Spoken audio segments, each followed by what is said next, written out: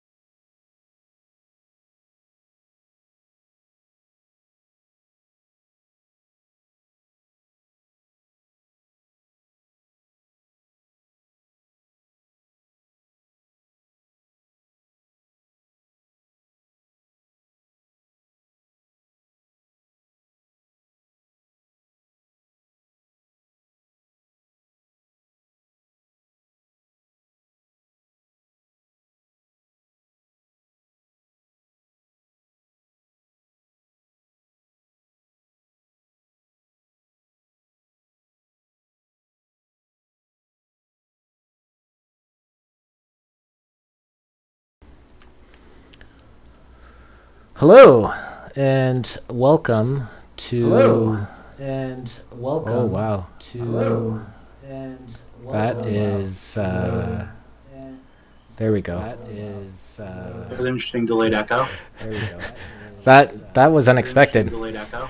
Okay, that was unexpected. Okay, That was unexpected. Okay, I don't have to hear myself. Yeah, this is definitely a streamception. I apologize. This is my first time streaming. So hello and welcome to Perfect Draft 301 Historic Drafts. I'm joined tonight, as usual, by Aster 31, who is kind of good at perfect drafts.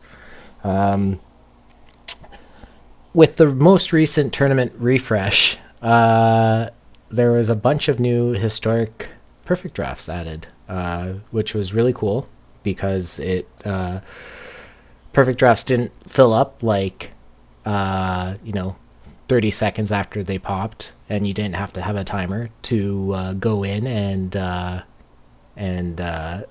get into these perfect drafts. So over the past week or so, we've entered in as many as we could, and here are our findings. But first, Aster, take us through our era settings. Must know. Okay. So just as a beginning, there's a bunch of new formats: 1933, 1942, 1962, 1968, 1993 that we had, and then 2001 is the other new one. And so this is the chart that we debuted earlier in the year with for historical tournaments, but the same basic principles apply. So we don't really have any early years or dead ball era tournaments for at least the dailies. So Rebirth would cover the 1933 or 1942 settings. So 3 starting pitchers, high pitch count. You obviously have to have at least 4 pitchers in your bullpen to have a total of 7. Generally, you're going to end up with more than that in a perfect draft. It's just kind of hard to based on the fact that how many pitchers they give you, you kind of have to take some of them. But you probably really only want to end up with like 8, maybe 9, and a couple of those that you grab in the later rounds are barely going to be used at all. For the 1962 tournaments, again, it's going to be it's going to go up to 5 starting pitchers. They're going to go deep into games. They're going to throw 160 pitches, but given the run environment, if they get roughed up, you then are going to need to use the pen. So you're going to want to have 5 solid bullpen orders. And then 1993 is going to be pretty close to modern, and not quite as high of a run environment, but you're still going to need a full pen. And then 2001 settings is pretty much just craziness, and you want as many pitches as you can possibly get. So that's the basic idea in terms of, if you're playing a 1933 or 1942 tournament, you really only have to grab 3 starting pitchers. And so you can focus a lot more on grabbing, bats with a lot more of your early picks. But you do probably then want to use 3 fairly early picks on those 3 starting pitchers, because if you can just set them, in there with no pitch counts. They're going to pitch forever. They're going to be ready to go on 2 days rest, and you get a lot of value out of, let's say, a diamond pick if you get a good diamond starting pitcher. They pitch every 3rd day, and they're going to pitch an absolute ton of innings, and it's going to have a lot more value for you than in a normal perfect draft. 1962, you still need 5 starting pitchers, but again, they are going to pitch a lot more. So you want to probably, grab your 5 starting pitchers on the early side, and then just not take much in terms of relief pitchers in the middle rounds. And then the more modern years, you're going to see it changes the run environment, but it doesn't really change your roster construction that much. Anything you want to add there, Exto?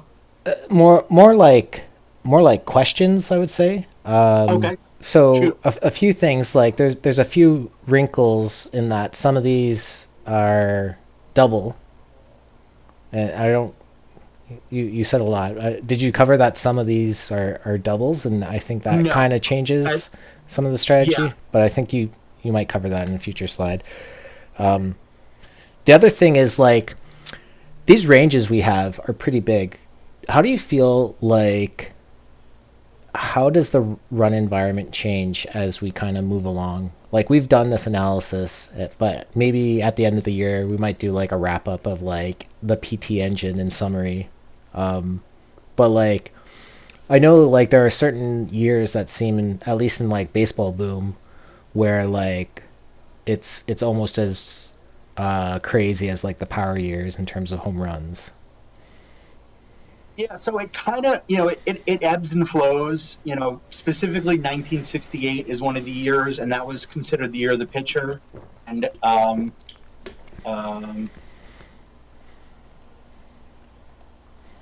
and so that's kind of it's kind of like an odd uh, shape um, to it because 1962 and 1968 are very different despite being close in time, um, and uh, and so I don't think it's like a straight progression. I think there's years in like the 30s where home runs are insanely high, and then it kind of goes starts going down and then back up again.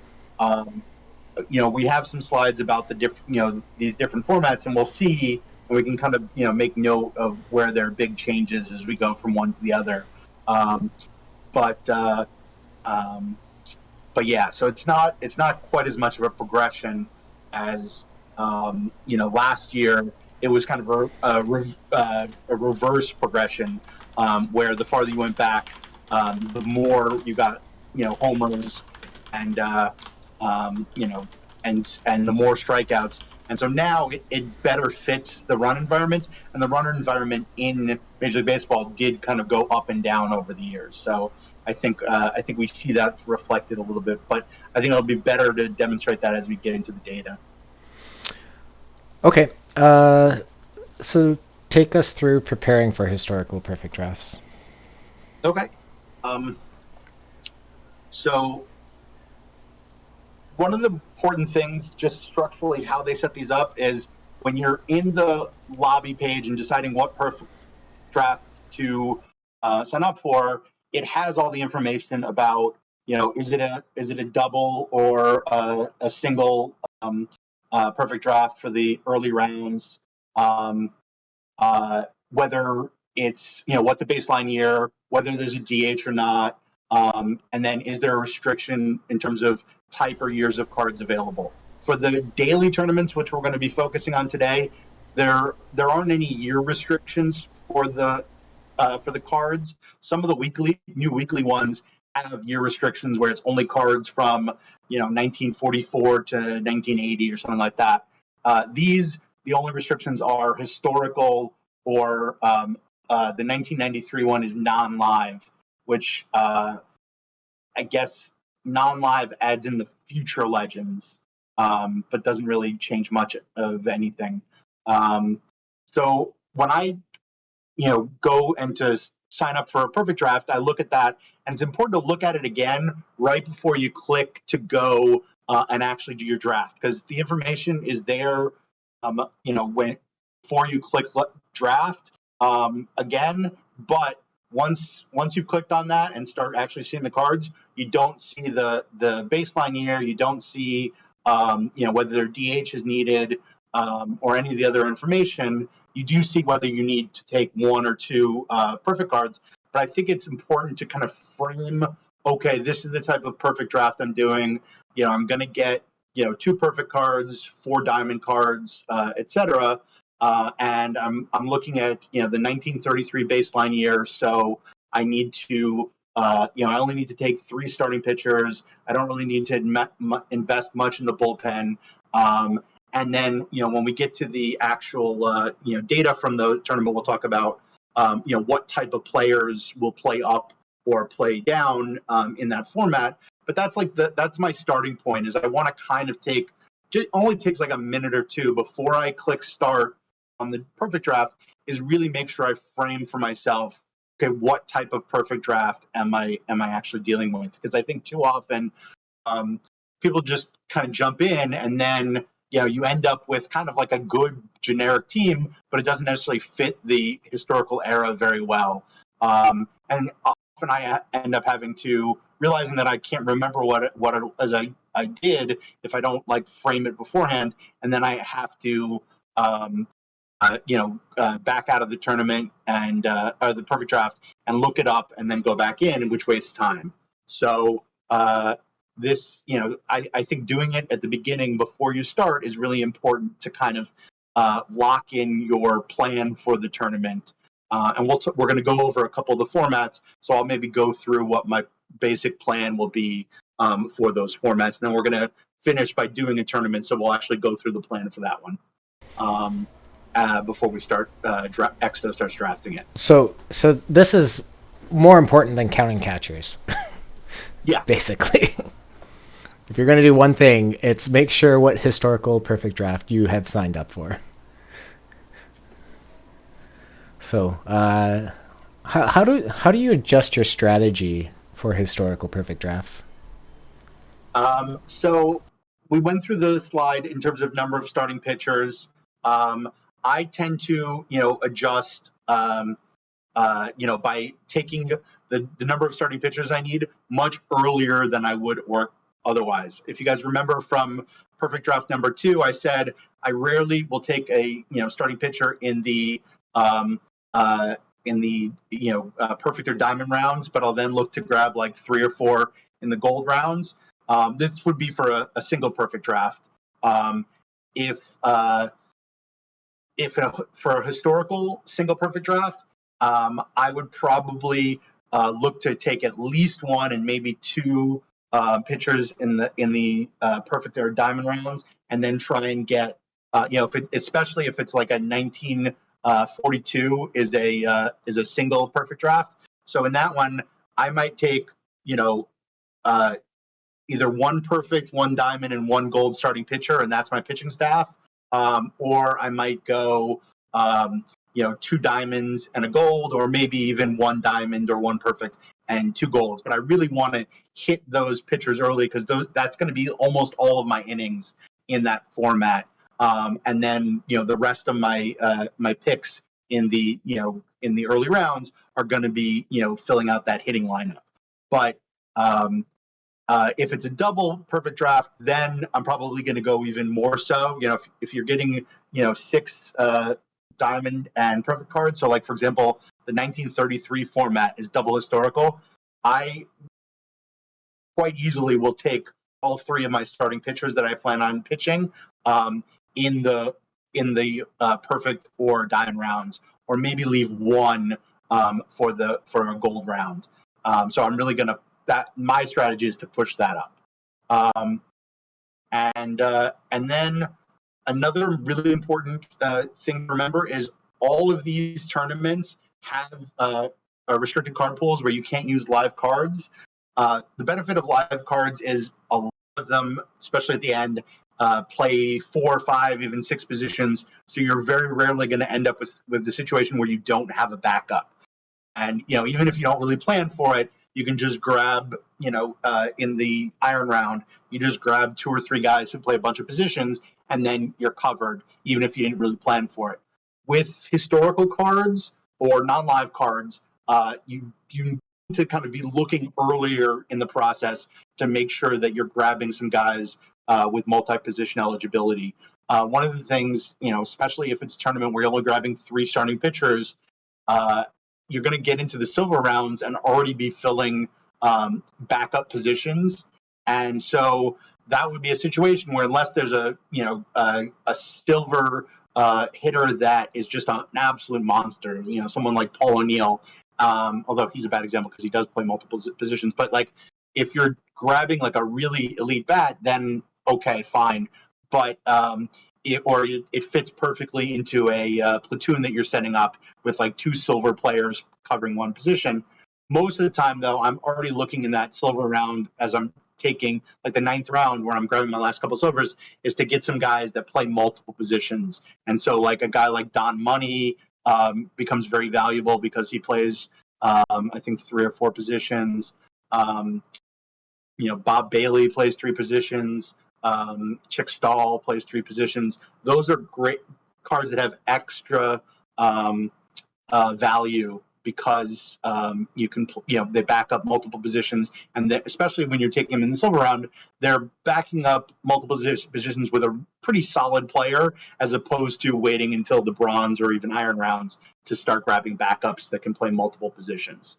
And then the last part that you make an adjustment is, with regard to the run environment. So we're going to go through a couple with all the different historical formats and what the run environment looks like, and that kind of can suggest, kind of broadly speaking, what shape of cards are going to play better.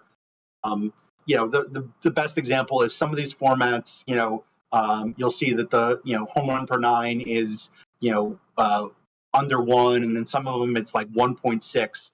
So clearly, if it's 1.6, you want to go aggressively for power bats. And some of them, the walk rate is like 4.5 walks per 9 innings. So you might want to push up in terms of how you value hitters, the guys that have 100 plus things like that. So you don't necessarily need to make huge adjustments, but it's just kind of like when you're looking at two similar players in a gold round, and you're like, which one of these is going to be the best fit? Thinking about the era a little bit can help a lot, in terms of kind of being that tiebreaker decision if one shape is going to fit the format a little bit better. You have anything you want to add regarding that, Exto? Yeah, pretty much just reiterating more on number 2. I've struggled with these perfect drafts, and I think it's partly to do that I don't really follow number 2 very well. Like I just keep on. I would say like for the original for normal perfect drafts, a lot of kind of the strategies you try to take the best card, but like the historical aspect and the lack of lifelines in the last round really kind of push the knowledge of the cards available and the positional flexibility of those cards. So when we went through the draft earlier today for another one, I was like, I've been like so locked in on just regular perfect drafts that it's just kind of it's a bit. I'm still learning how to do historical perfect drafts. I can show you all when we get there that I have not been doing well. And then the run environment, we can kind of go through. In fact, let's go through that now. So this is the 1933. It's a double. It's a double perfect. I believe this is. I'm not sure if this is historical or non-live, but this is historical. So this is 7 tournaments that we've collected over the past. I guess it's been now 2.5 weeks. I don't know. I guess it would be Monday, and we're Tuesday. So, one thing that I forgot to show is the baseline. But in general, you can kind of I think we're about 5 runs allowed per 9. So in general, with 1933, we do see that runs are the run environment is a little suppressed. The home runs is significantly suppressed. We're approaching kind of dead ball era. But BABIP is up, and in general WOBA's up. And one thing I guess that's kind of the stolen base attempts per 200. I think modern is around 16 to 18, but people run like their pants are on fire and they get caught 44% or 56% of the time. So like running is hard. Errors, I think the error rate is slightly inflated, and you can kind of see that in general. I think that is a trend we'll see through the rest of the data is that it's still kind of right hand dominant.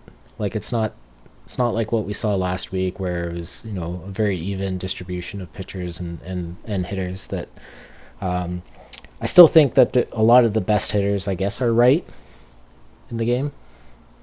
right-handed? Yeah, I mean, I think you have I would say overall, the card pool. There's there, and especially in a perfect draft where you're getting like limited options. Most likely, most of your better options are going to be right-handed. It's probably not, it's probably like a I don't know 6-4 ratio or something along those lines, maybe a little bit more so. Um, uh, but uh, but definitely, I think you end up. I mean, I definitely notice when I don't really pay attention to it, I sometimes end up with 7 or 8 uh, uh, bats that are right-handed. If I don't kind of actively seek out lefties, which I don't worry too much about, but you would prefer to at least have a few um, of the uh, you know a few lefty bats to balance it out. To answer your question, I rock this. So I don't know that I would worry too much about avoid K because people don't really strike out. Like if you're comparing this with like a modern settings, you're talking about I think most modern tournaments it's like over 8K per nine, and this is 3.5.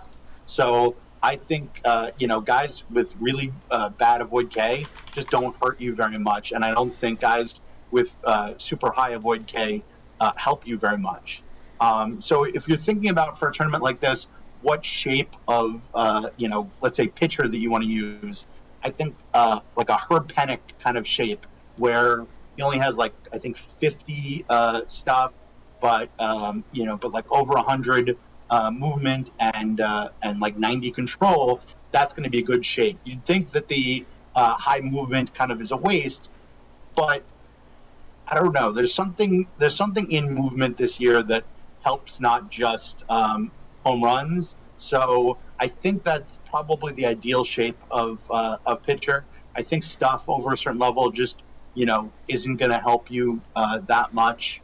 Um, Obviously, if you end up with taking a pitcher in the perfect round and you grab somebody like let's say 100 Pedro that has 120 stuff, he's still going to pitch pretty well because he's got high, in all the numbers, but he's not necessarily going to, strike out a ton of batters. He's probably going to, strike out a limited amount.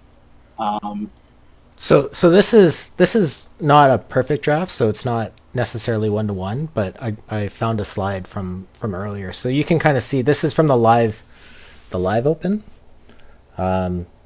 This is just some random slide that I found, but you can kind of see that the live opens in a modern environment, and K per nine is around 9, walks are around 5, home runs are around 1.6. The ERA in the run environment is between 5 and 6. So to look at this and to go and look at these numbers, like the run environment is fairly suppressed.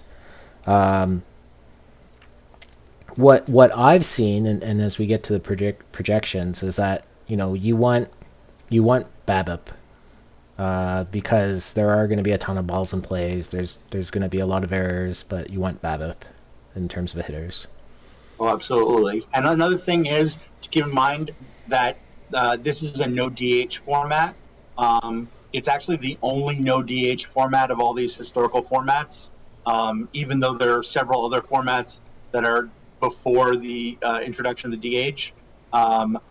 This is the only one that doesn't actually have the DH. So that's part of why you see such lower offensive numbers because pitchers have to hit, and so those numbers are for the most part pretty bad. So that helps out the pitchers that you're using in this format.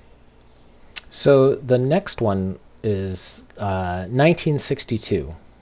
So again, this is another best of 5. This is about 7 tournaments worth of data. And you can see as we go from 1933 to 1962, K per 9 jumps way up. So this is now where AVK and all those things. We're starting to see kind of more of a traditional batter profiles, like cards that are good or in modern are probably going to be good in these settings. Home run per 9 is up. The run alloweds per 9. Errors are slightly higher. People are learning how to steal bases again, and again we see like a real right hand pitching and right hand bat bias. Anything particular you can remember specifically about 1962? No. 1962 is a single perfect draft, so you're only taking one perfect and two diamond cards. So, but that I think people mostly take hitters in those positions. So you do have somewhat elevated offense here, but not particularly. Certainly compared to 1933, but still, this is definitely lower than a modern run environment. Um, 1955 is golden years, so you need three starting pitchers. Uh, the next one we're going to be talking about is 1968, and this is interesting because I guess this is a double versus a single, and comparing the two, this is, I think, we didn't have very many of this. It was only 5 tournaments worth of data, but oh, Yuka's writing. Thank you, Yuka.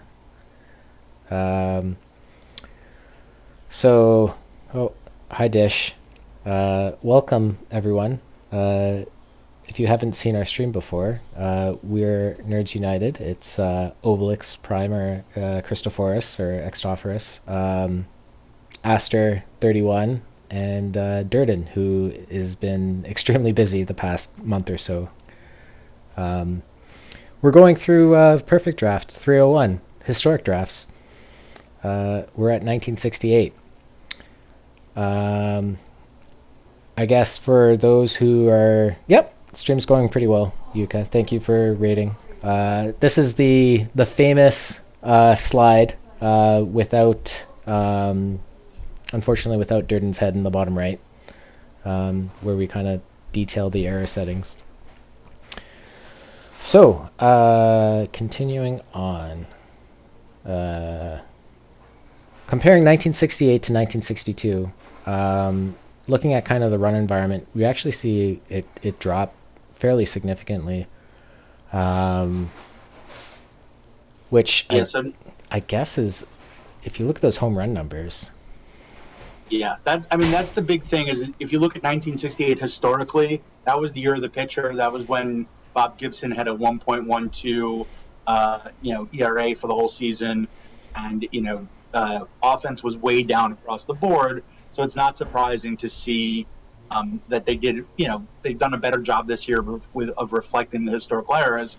So it wouldn't 1962 was an expansion year, and so offense was kind of up across the board because you suddenly had 25 more pitchers who probably should have been pitching in AAA suddenly pitching in the majors.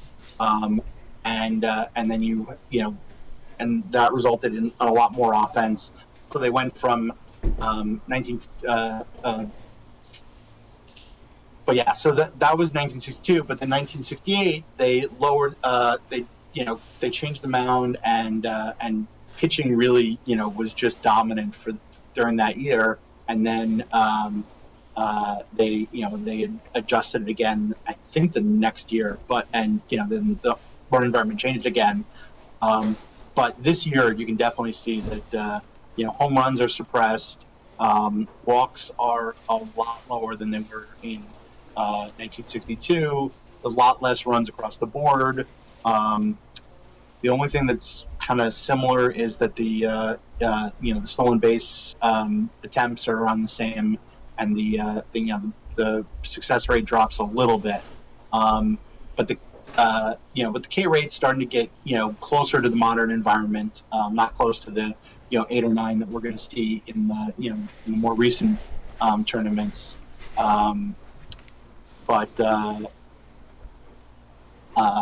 It definitely it makes for when you're drafting a team. You can draft 5 starters in this one, and then just expect that those 5 starters are probably not going to get roughed up too badly. So they're probably going to go the distance or pretty close. Whereas 1962, you're still going to get a good amount of innings out of your starters, but they're also going to get roughed up a lot more because it's a much higher running tournament. So the bullpen matters a lot more in 1962 settings than 1968, where you can not completely ignore the bullpen, but you can get away with kind of not investing much of your draft capital in the in the bullpen.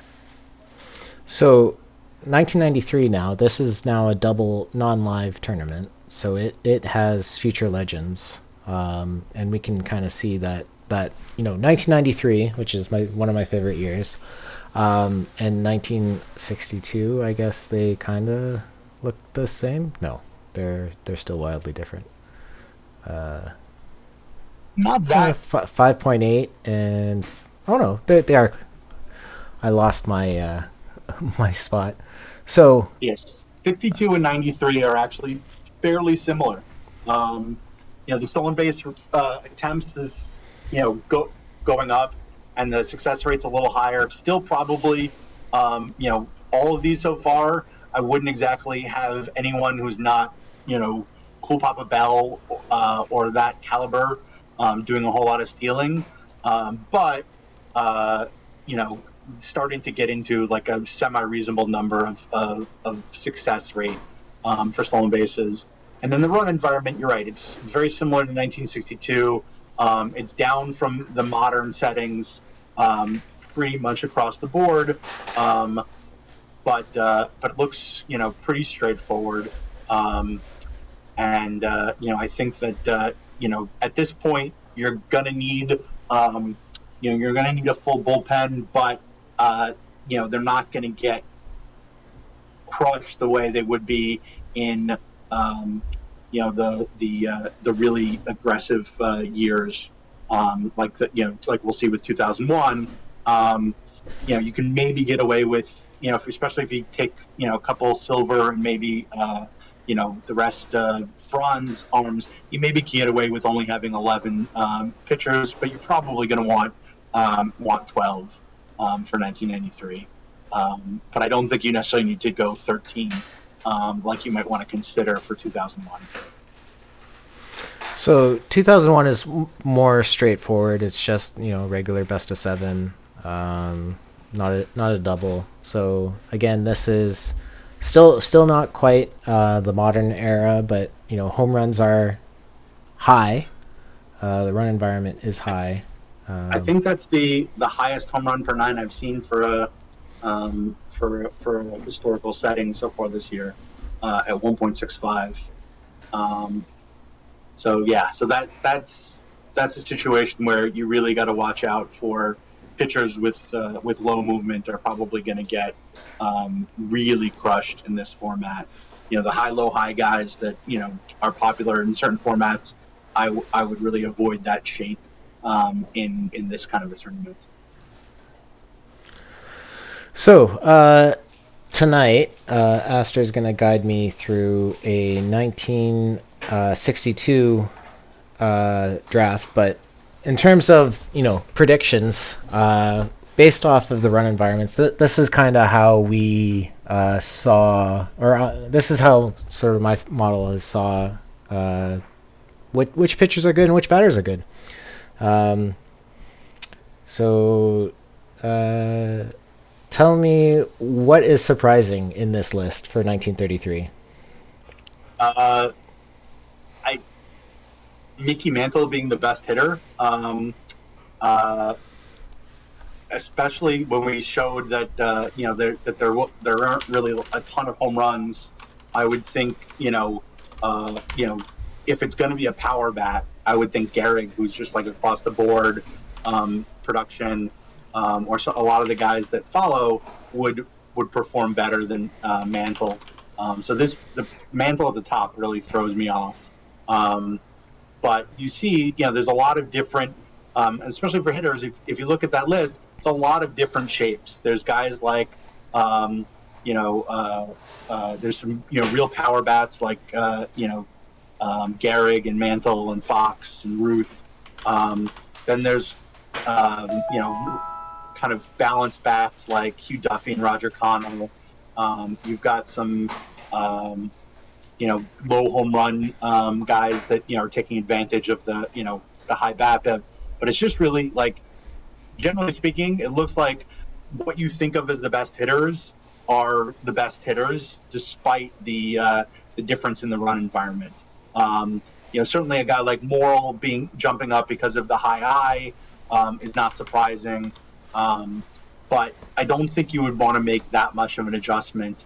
And then, for the pitcher predictions, to a large extent, you're only going to maybe get one of these guys. And, to look at the top, like, maybe doesn't help you that much. But I think it's good demonstration to show that basically, the guys with the most of everything in terms of, stuff, movement, and control are going to still be the best pitchers. It's when you start dropping down into the lower levels and you got to make choices where, you have some guys that are high, low, high, and some that are low, high, high, or it's not even really, that high. It might be like low, medium, kind of maybe a little high. There you kind of have to make specific choices, and uh, that this particular predictive data doesn't give you as much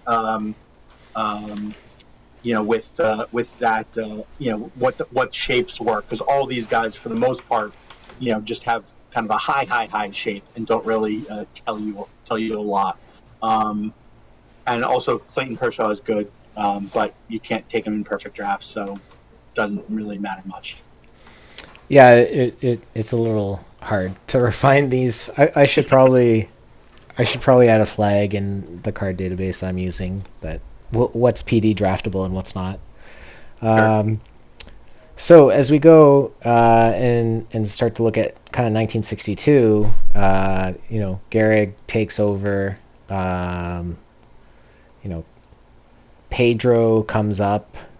Um, I think when we were going through this, the model predicted that if you had zero stuff, you would have negative K rate, and that's why the expected FIP is so low. Um, so yeah, in general, I think the same kind of applies. Mickey Mantle still being up there is, I guess, do people play Mickey Mantle? Like, Not in any really, I think, any tournament formats or league formats at this point. Um, because you can only really use him as a DH, and there's just better DH bats. So I'm just surprised. Um, it would have to be a really bad round if he's who you picked. I remember earlier in the year picking him just because I knew he was at least one of the better bats. But it's just he only plays center field, and he plays pretty bad defense in center field. So he's not all that enticing of a pick if you're going to be taking your DH in the first round. Um, uh, Mr. Otta, I think I would take Mantle over Jacob DeGrom and Shane Baz, but beyond that, I don't know that there are that many other lives that I would look to grab. Um, but one of the things I do want to stress though is you don't need to really focus that much or spend much time looking at like, oh, Gehrig's the number one guy for perfect drafts. You're not going to get Gehrig very often, and usually in the perfect drafts where you do get Gehrig, it's an obvious choice. You get Gehrig and two relief pitchers and Baz and things like that, and you just kind of it's obvious that you're taking Gehrig. And even if you do get a situation where you get Gehrig and Jackie and Hank Aaron, um, you know, you've already kind of won by getting any of those options. So just pick the one that kind of fits how you like to build, and um, you know, and just go with it. Don't spend too much time freaking out about that. Just take the uh, card and go. It's not that important. Spending any time debating that issue. If you happen to get one where you get that choice, just you know decide whether you want flexibility in having multiple positions, or you want the best bat, or you want defense at a more difficult position to fill, and just go with it. Um, So, anything else you want to go over on the predictions, Exto? uh, they're interesting. Let's keep it at that. Yeah. Um, Well, I mean, part of it also is we're using a small sample at this point because they haven't; these tournaments haven't existed for um, very long. So there's only so much data we have at this point. So it's we're going to get some wonky numbers to begin with. I do like that Lighter's up there, Sid's up there, Randy's up there, um, hanging with the big boys. Jimmy Fox, Sure. still good. Edgar's still good. Babe's still good. So there are a lot of things that kind of make sense. It's the anomalies that are kind of interesting. Sure. Okay, so next on the docket, let's see how this works. If I do that and then I do that. So, Daily PD Historical 3. So going through, the process. I'm here. I'm at the loading screen. It's 1962, so we know it's what, a low run environment. That's what the slides told us. Yeah. Can we? Do you want to pull up the slide again, or Yeah, I'll was pull that up the slide. too many steps back? No. So 1962. It's Kind of a medium run environment, if I remember correctly. yeah, So okay. So it plays more like modern. yeah, I mean the walks are down a full walk per game, but the home runs are not down all that much. ERA and run allowed is down almost a run, and so not a crazy difference in run environment from modern, Okay. and still a good amount of K per nine. Okay, let's do this. Okay. Let her rip. Uh,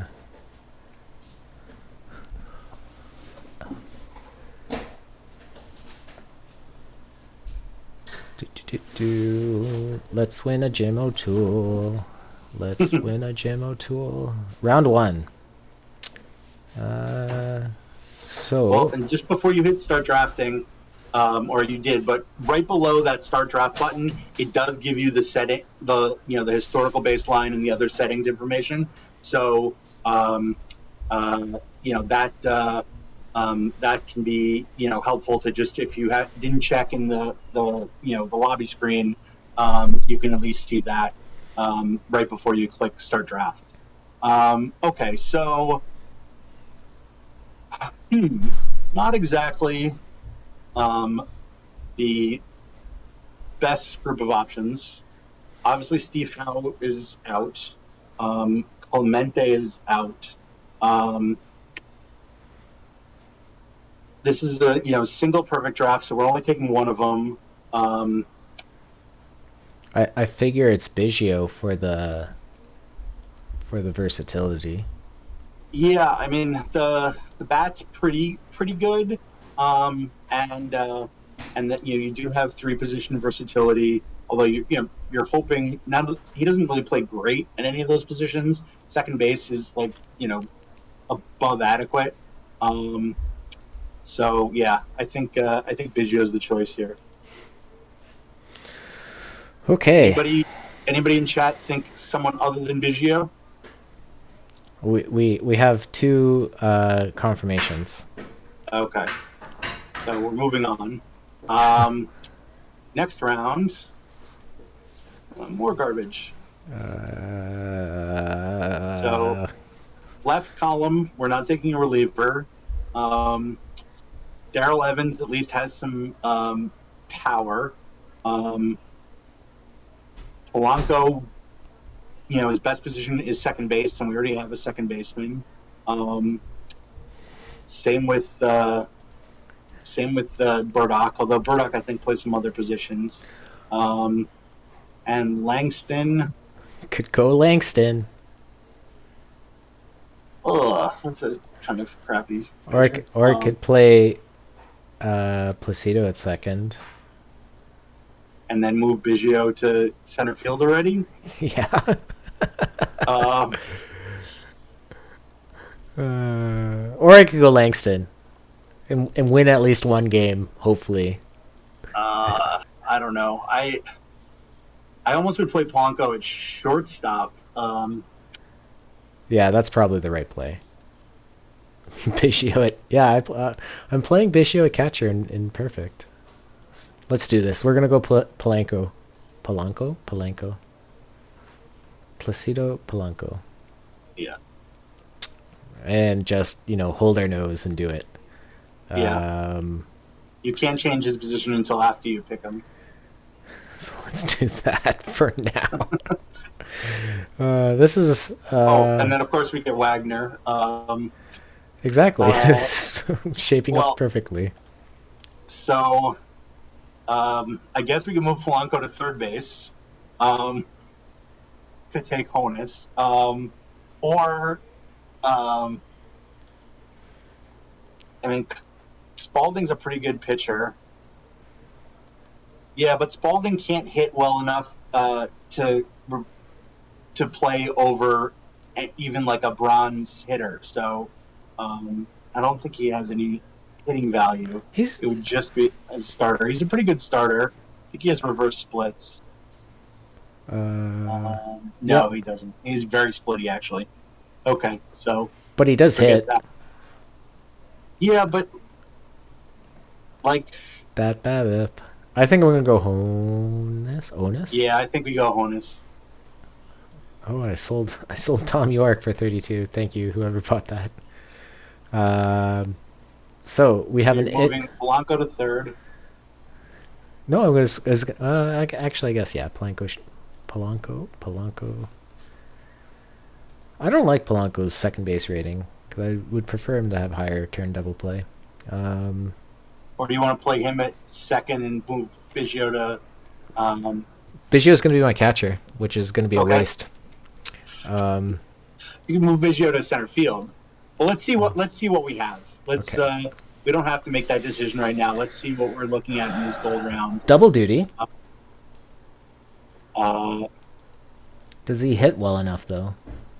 well, no, I mean none of that. Problem is, other than Butch or Rogan, none of these guys hit well enough to replace the likely silver guy that you're going to be playing, um, at DH. So. Um, I think Dick Redding might be usable for pitcher, if I remember correctly. Yep. Not great, but I think we don't have any pitchers yet, so I think I'd probably take him. Um, There's Zach Duke, which is a high movement pitcher. yeah, I don't love him. Sal Bando, kind of a okay third baseman. The Valentine Drek.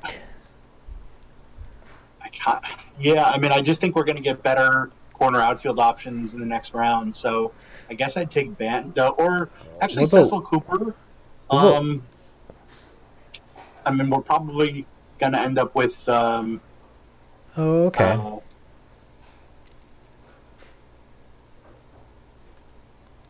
Oh, Chad is lively today. They really want me to take double duty. um, yeah, he's not great. So I think you could take double duty just as he's a good enough pitcher. Um, if you want to go two pitchers in this round, given there's no great offensive options. We're gonna hit the best. No, I was thinking we are gonna hit the best cards, the best batters. Ezra Sutton, Um, wrong era for this profile. yeah, probably. McCovey is probably the best bat out there. Yeah. Um, Uh, woof. I don't know. Bob Serve. I can't even tell you what that card even vaguely looks like. He I think Vic Wertz probably. he's oh yeah, Wirtz is probably better because he has Mr. to. Audit, these cards don't look any better, uh, uh, whether they're in focus or not. This is a tough one. Um, So Verts gives us a little bit flexibility, but I think uh, Serve is no, he's just a splitty. Yeah, I guess it's Wirtz and McCovey. okay. What do we have here? What do we have here? Claude Osteen. Yeah. He can kind of do stuff. Oof. I do not feel well about this. Goose Curry. Actually, Struder's I good. I don't know that I know Goose Curry all that well. He looks more like a glove instead of a bat. Okay. Uh, Porter's not a bad pitcher. I'd almost want to take Porter, but I'm probably not going to have the offense. Could take Carter. That doesn't really help you that much with the offense. No. The catcher. Well, Andy Porter it is. Okay. This is not good. Yeah. Jerry Benjamin, he can at least play center well.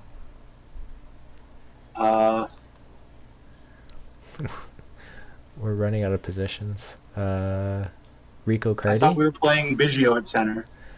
Oh, I have him at DH, but yeah. Oh, okay. Um, Man, that is not Baylor. It's Rico Cardi, Mr. Obbit.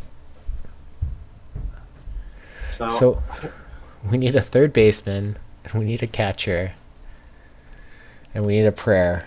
I mean, given this is 1962, do you take Ellerton as a fifth starter? Oh, He has low stam, but it's not going to be hurt by it in this setting. this is best of 5 too, right? Yeah. Yeah. So he's not going to pitch that often. I like it. I like it. And then Butch Weiniger to have a catcher, or Heine Pites. Henny Bites. I I'd think. probably take Weiniger, but Why do you like Weinecker over Pites? I don't know. I Just how you feel. yeah.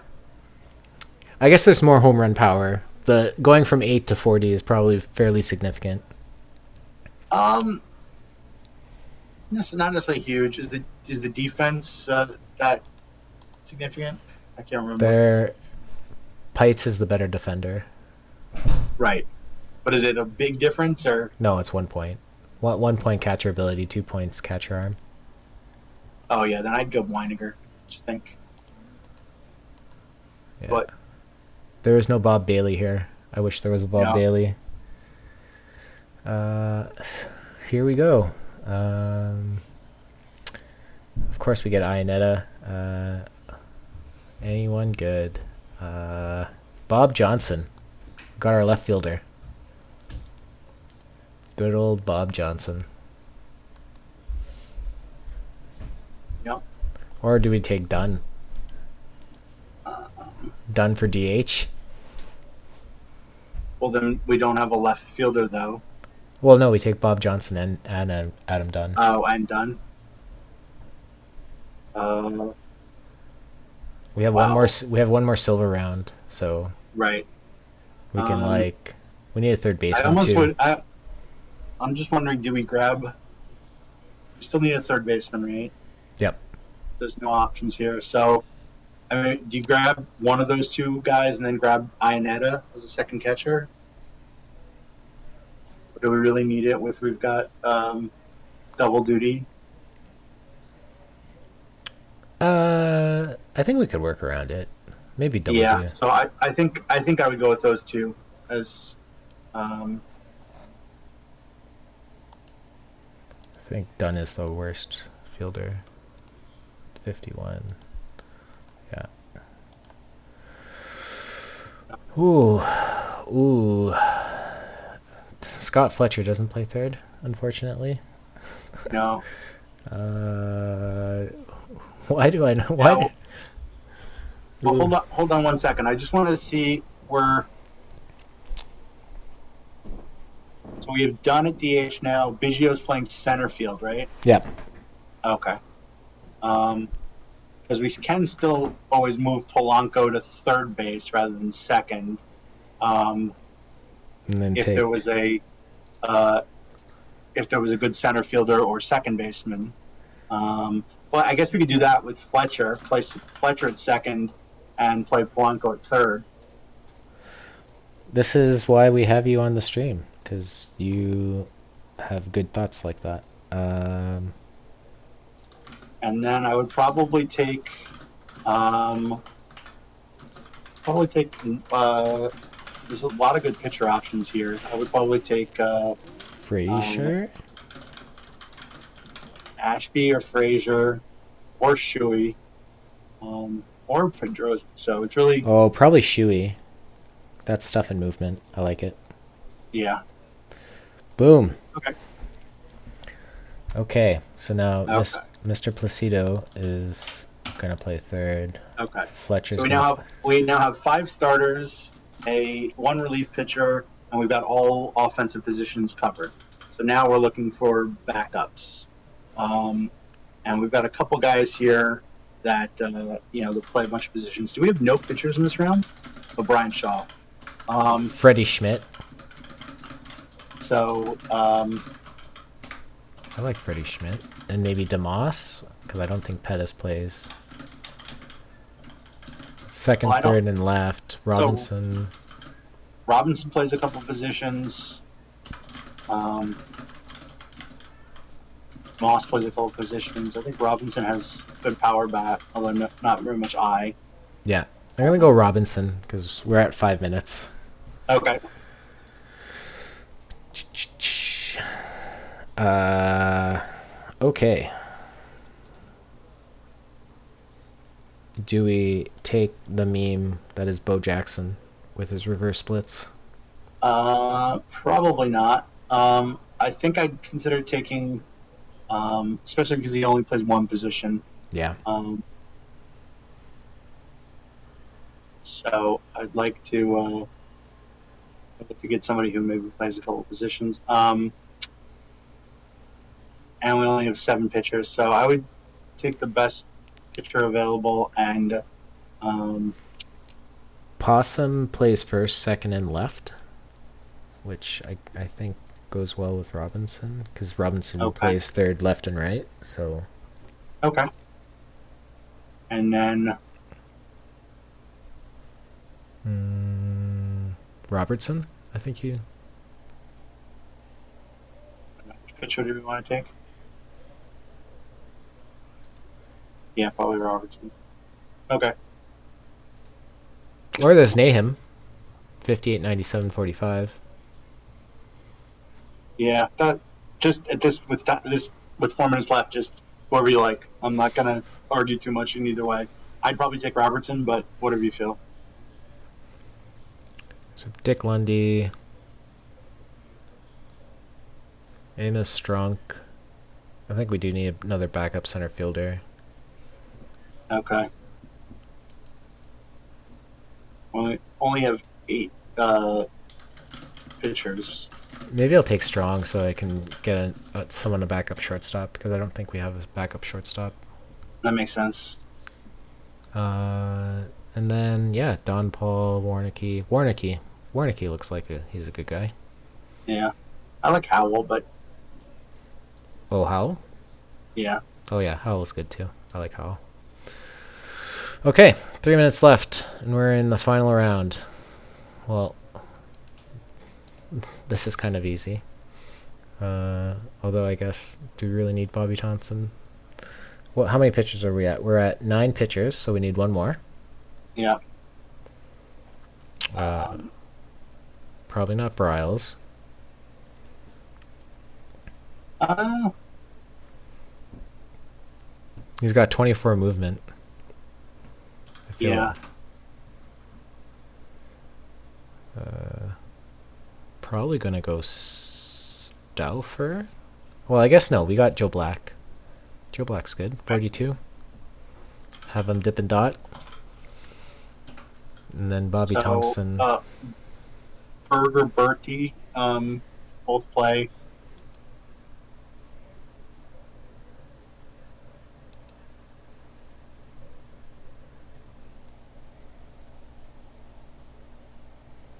Well,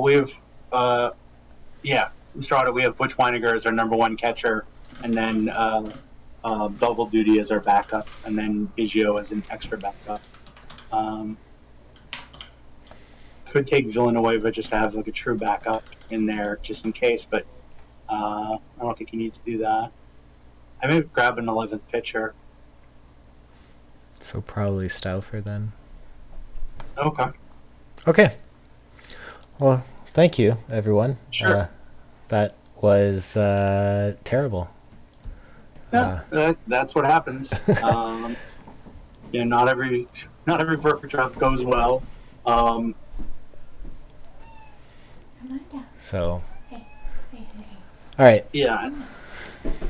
You make the best of it. Typical, yes. So that being said, let's go back to the slides. Okay. Let's hide this. There we go.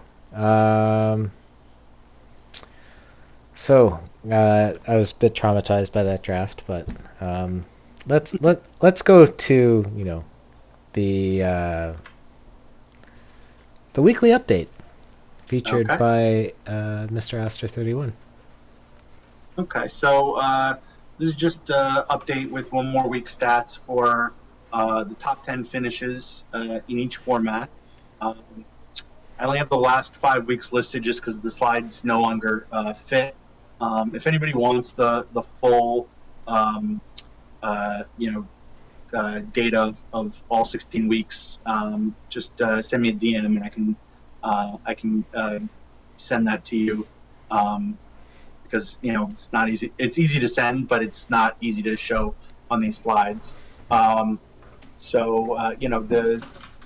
This list hasn't changed much. This week was interesting because for both weekly and daily tournaments, almost everyone in the top 10 was somebody who'd been in the top 10 at least once or twice before. And so it was a lot of, the people already on the list kind of accumulating more. M-Dub and Durden both made the top 10 this week. I think Mr. Audit made the top 10 this week. Yep. And then I made the top 10 for the.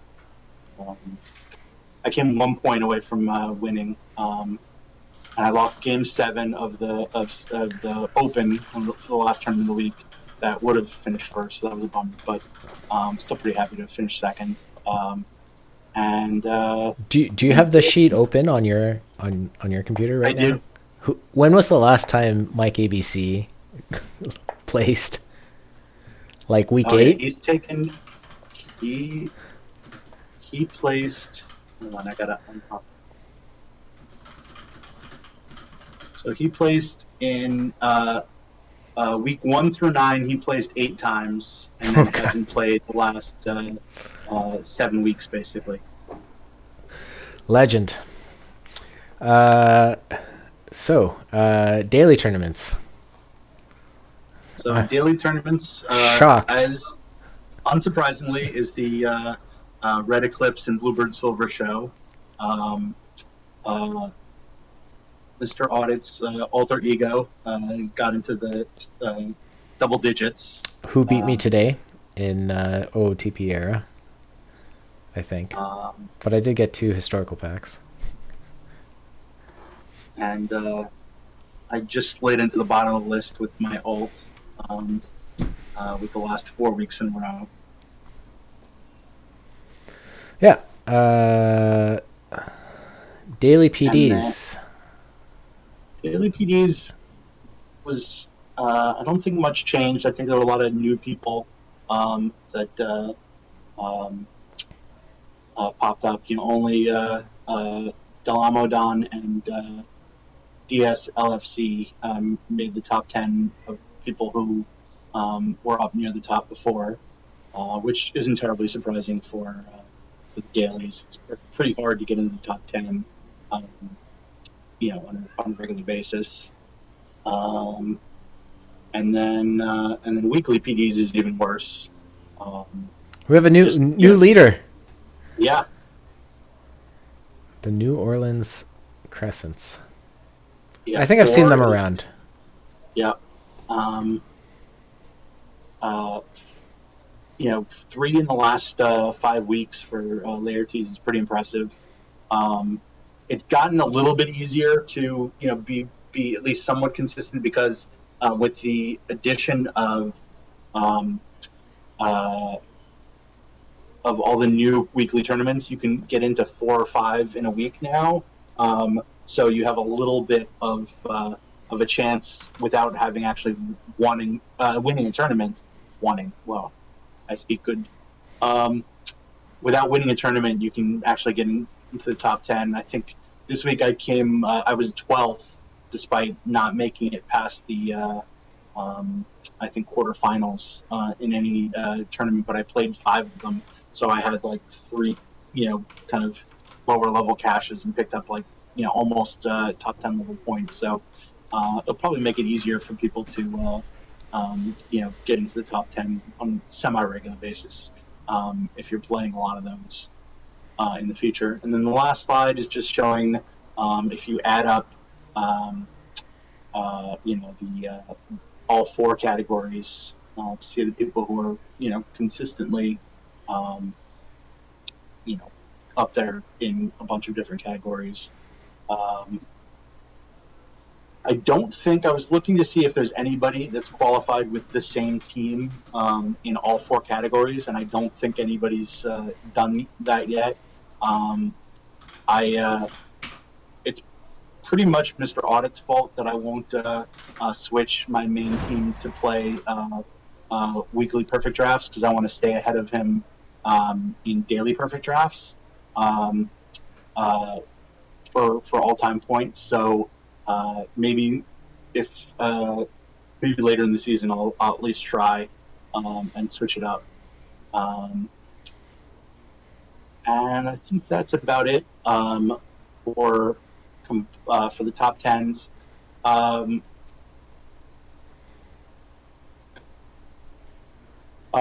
yeah, Visrata, we can maybe call a truce, or if we both agree to flip for a week and play weeklies with our mains, that might be a way to do it.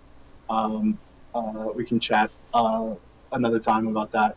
Um, I think that's about it for tonight. If anybody in chat has any questions about any of the stuff we went over with historical perfect drafts, um, the big takeaway I hope you take from tonight is make sure that you think about how if you when you sign up, make sure that you are aware first of all that you signed up for a historic rather than a modern one, and then just take a minute or two before you start. You don't have to make huge changes, but figure out where you want to kind of be aware of making the changes. The biggest one is going to be with the arrow settings to take the right number of starting pitchers and to de-emphasize the bullpen in a lot of those earlier settings. Will help you kind of have an ideal fit for the format and should help your chances of doing well. Um, Anything you want to add extra before we call it a night? No, this was a stream that I was kind of really looking forward to as I've been struggling in historic perfect drafts, but now everyone knows how to ace the historic perfect draft, so I'm just going to struggle some more. But, a broken clock is sometimes right, twice a day, maybe. Yeah, I hope everyone kind of enjoyed the stream, and as always, if you're interested in a certain format or you want us to review, I know Durden, I think he's easing off in terms of his real life commitments, but he was really evangelizing, kind of deck doctor, and it would be great to do that. And otherwise, we're gonna keep on rocking, looking at different how to win PDs, get offered better choices. Yeah, that's part of it. Um, but yeah, otherwise, thanks everyone for coming out. Thanks Yuka again for the raid. I think what we're gonna do is we're gonna start raiding, I guess, the main channel. Sounds good by me. Is this how I do it? I don't know. Uh-oh. Uh-oh. That doesn't look We're raiding. No, 41 viewers are ready to raid. All right. Thanks, everyone. Bye.